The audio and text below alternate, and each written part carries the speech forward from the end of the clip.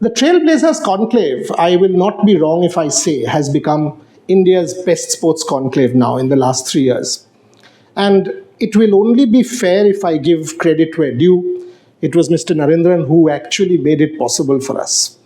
I remember that phone call when I said, "Sir, I want to do something." And he said, "Not cricket." I said, "No." And he said, "Tell me." I said, "Olympics, Paralympics, everything, including women's cricket." He said, "What do you want to do?" I said, "Conclaves," and do it.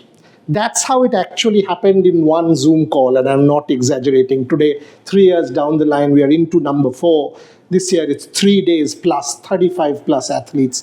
You made it possible. Thank you very much. Thank you, Boria. You're being very generous. No, that's how exactly it happened. I didn't exaggerate on this one. Yeah. But now it's become a brand. It's become a brand. What is your expectation from the conclave? Why did you back it? What was the thought that to bring together policy, sport, corporates, athletes, all under one roof? What was your thought? No, I think what really got me interested is what you just described. If it was another platform for cricket, I would have said there are many of them, and honestly, Tata Steel tries to support who don't get much support, in terms of sports, in terms of sections of people who need that support. And so when you talked about Paralympics, when you talked about women, etc., that really got me interested, because that's something I could justify to myself and to Tata Steel to say that, yes, this is something worth supporting. So, your ambition was good, your aspiration was good, and hence we supported it. And that actually brings me to the Tata Steel vision for sports.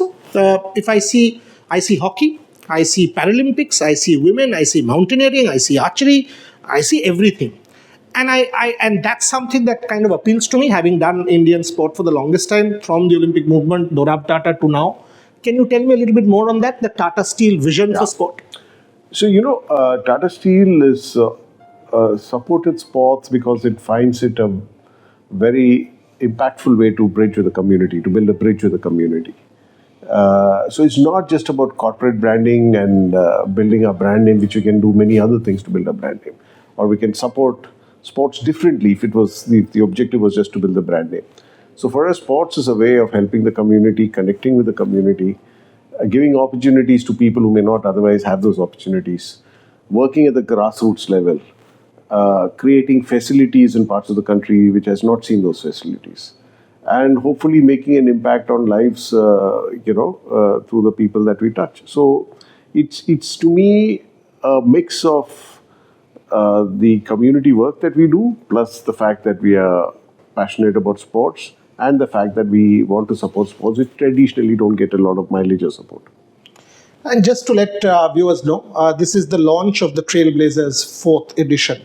With this interview, there's 50 days to go. We are launching it with Mr. Narendran's interview, and the conclave will be between the 14th and the 17th of March, 1 week after the World Cup and ahead of the IPL.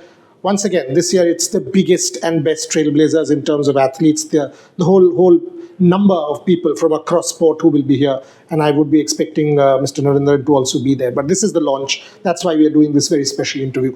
Coming to Paralympic sport, again, I remember ahead of Paris when we spoke, and you had asked me what do you predict, how many medals, etc., etc., and I said 25, 4 more, 29 happened. Again, I see a lot of corporates who wake up post the event that now it's time. Paralympic sport has come of age. The difference with Tata Steel is Tata Steel does it from the grassroots. Ankita Bhakat was with me the other day, and she said, "Look, I've been with Tata Steel for 11 years. They bought me a bow. I didn't have a bow." So that for me is Tata Steel. That when Paralympics was not 29 medals, it was 1 medal. Tata Steel was still there. So thoughts? No, again, exactly the same thing. If we were chasing branding, we would look for the successful athletes and get associated with them. Whereas for us, it's about the work that we do at the grassroots.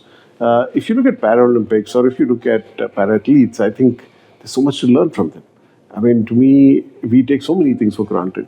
And when you hear their stories and look at the resilience they've shown, the perseverance they've shown, despite the lack of support, they've achieved all that they've done, etc. So I think they certainly require more visibility, more support. And I must compliment you. I used to read all the newspaper reports which used to come, which you and your team used to write, because that coverage was not there before. True. And today I think as a country we celebrate it much more. Yes. Maybe because we've had success, it doesn't matter. But I think there's far more recognition, there's far more celebration of it. All of you played a great role, and I think it's very important to do that.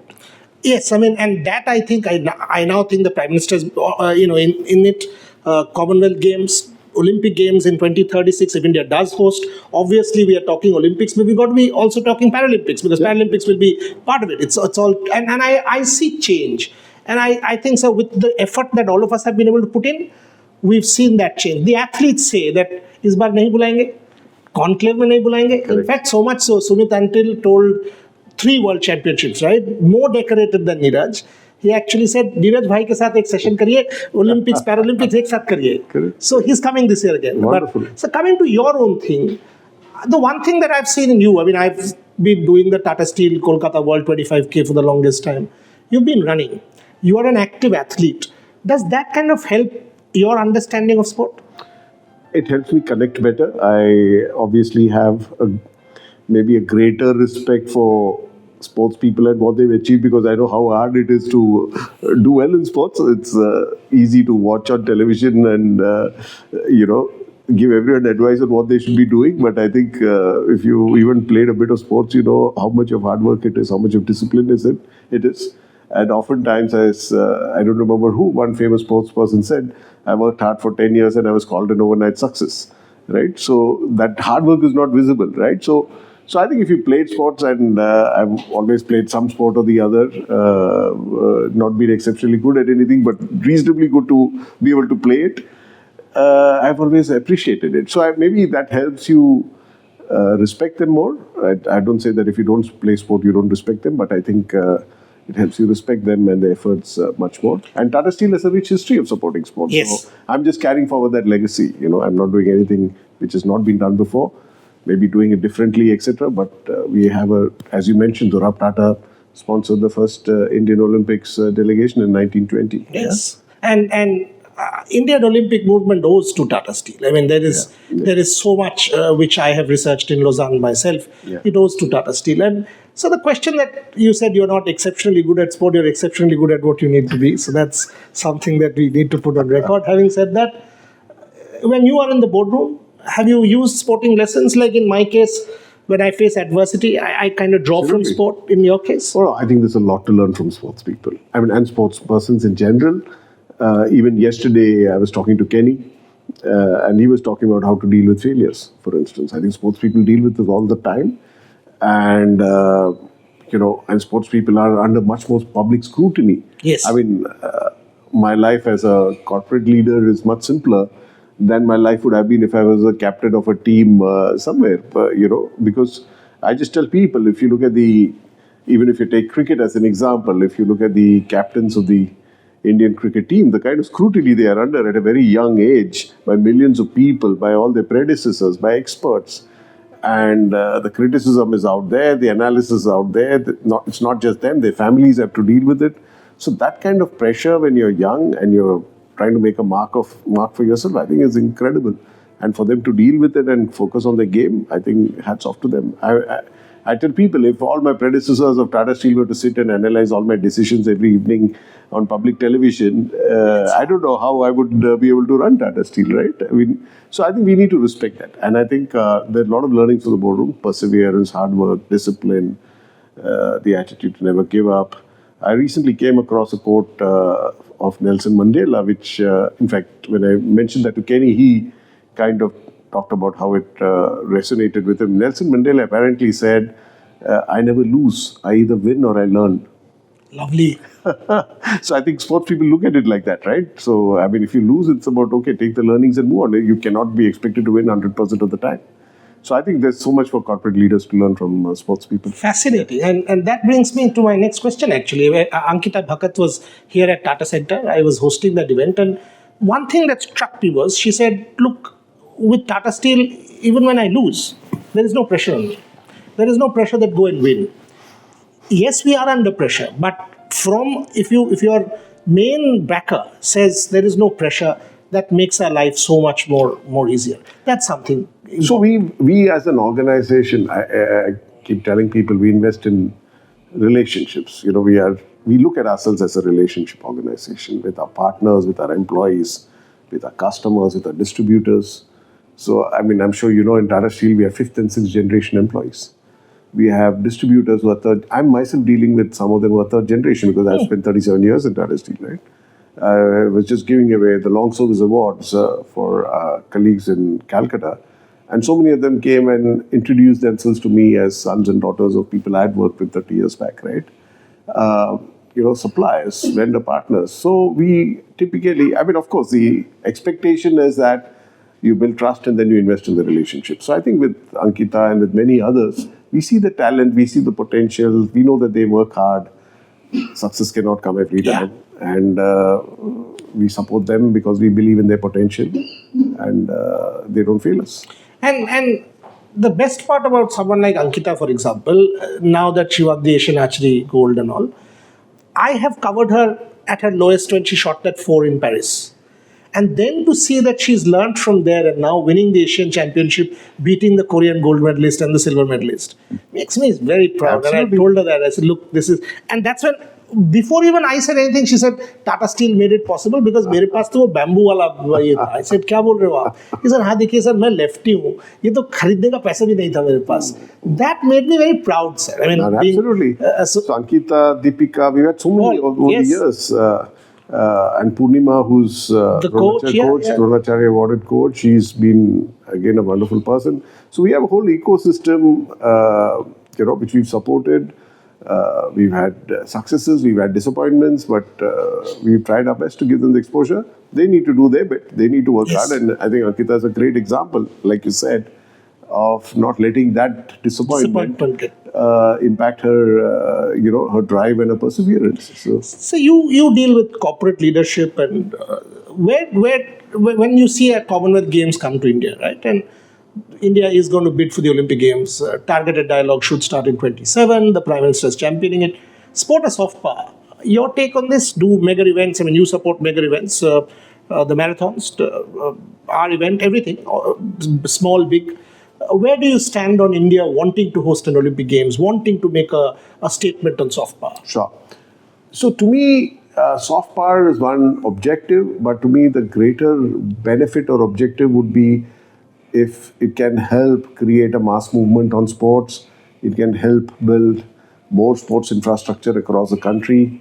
I think if those are the outcomes which come out of it, then that to me is more impactful than a one-off event where India is on the world stage. So to me, when people say we have 1.4 billion people, why don't we win so many more medals, etc., etc., it's largely because how many of that 1.4 billion have access? Correct. Right? Correct. How many kids have access to playgrounds? As you said, someone as talented as Ankita, if we hadn't found her, I don't know, we may never have found her, right? So I think there's so much talent out there who don't have the opportunity or the access. So, so sports infrastructure need not be a lot of money. It can be a playground, it can just be one football and 2 goalposts, it can be a basketball court, it can be, table tennis, paddle and ping pong balls and whatever. And I think if you create that across government schools, across, semi-urban, rural India, because the cities still have some facilities, right? But if you go out there, but it's not that the talent is limited to the cities, right? As cricket has shown in the last few decades, talent is not limited to the metros. Talent is there all over the place, right? So I think, I hope events like the Commonwealth Games will help build more sports infrastructure across the country. I hope it will create greater and greater consciousness for sports amongst the youth. We have a demographic dividend which you keep talking about. One way to leverage that is to create more jobs and create more economic activity. But I think the demographic dividend can also be converted into sporting talent. And it also keeps people on the right path in some sense. Many other countries have shown insurgency or sport in terror-ridden areas, countries. Even in places like Brazil, they've kept kids off crime. Correct. Because of sports. Even in our Northeast, in some places. Is a great example, right? So I think if we are hosting something, we are hosting the Commonwealth Games and hopefully at some time the Olympics, it will all create opportunities for us to create a mass movement of sports and hopefully create more infrastructure and more role models which will create more sports people. Role models, something that I'll remind you, women's cricket. Now the whole country is after women's cricket and everybody's become a hero and all of them have brands and all that. You will remember I called you in May and I said the Indian women's team is going to the UK and I need support. And you said, do it. And I said, so this team has the potential. That's what it is. I mean, you championed the cause of women's cricket. Not many know. We were the only media house. At Lord's, there was a press conference. Pratika Rawal there and our people here. That's it. And we were saying there's an exclusive press conference going on. But the truth is, Tata Steel, once again, had that vision to back the women's game. Look where it is now. Plus, you mentioned this to me earlier in an interview. Women's empowerment stands at the core of Tata Steel thoughts. Absolutely. Again, a part of society which is been under-resourced, under-supported, whatever. So when you said women's cricket, obviously it was easy for me to say yes, right? And of course you said they had the talent, but for me, they needed the support. We're doing a lot of work on improving the gender diversity in Tata Steel, and not just gender diversity, improving the diversity in Tata Steel. So while we're doing a lot of work on the gender side, also, as you may know, we're doing a lot of work with transgenders. Yes. In fact, recently we did have a sports tournament for transgenders in Jamshedpur. So again, we are part of society which has been ignored, discriminated against, not given respect, dignity. So we're giving them that. So I think it's a way for us to again reach out to parts of society who need more support than they've ever got. Fantastic. And so we have more than 100 transgenders now working in Tata Steel. Fantastic. Yeah, and we've advertised for jobs where we say only transgenders need to apply. So things like that. So, and they are, in Jharkhand, in the heart of Jharkhand, in our mining operations in Odisha. We've got a lot of support from our unions so that they get absorbed into the organization easily. And we've changed our policies to support them. So whether it's women, transgenders, differently able, whatever, I think anyone who needs support and, we think can fit into Tata Steel, we're happy to do that. So last few, how do you measure success? And I'll tell you why. So for example, when I approach other corporates, the first question that I'm asked is, show me numbers. Mm-hmm. I'm used to it, that show me numbers. Now it is only obvious that numbers for cricket will far outstrip numbers for Paralympics.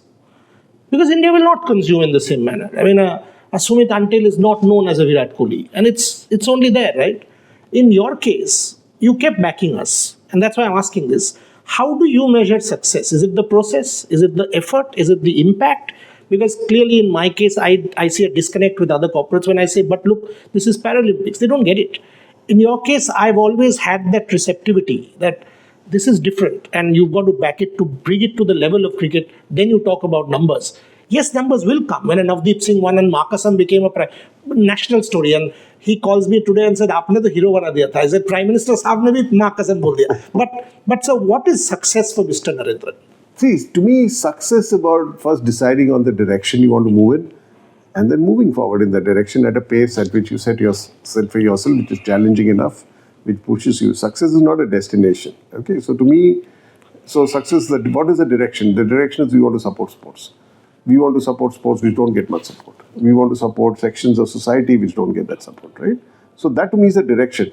Now, what are the steps that we need to take to move in that direction? There are multiple steps, and one of the steps is what you're doing.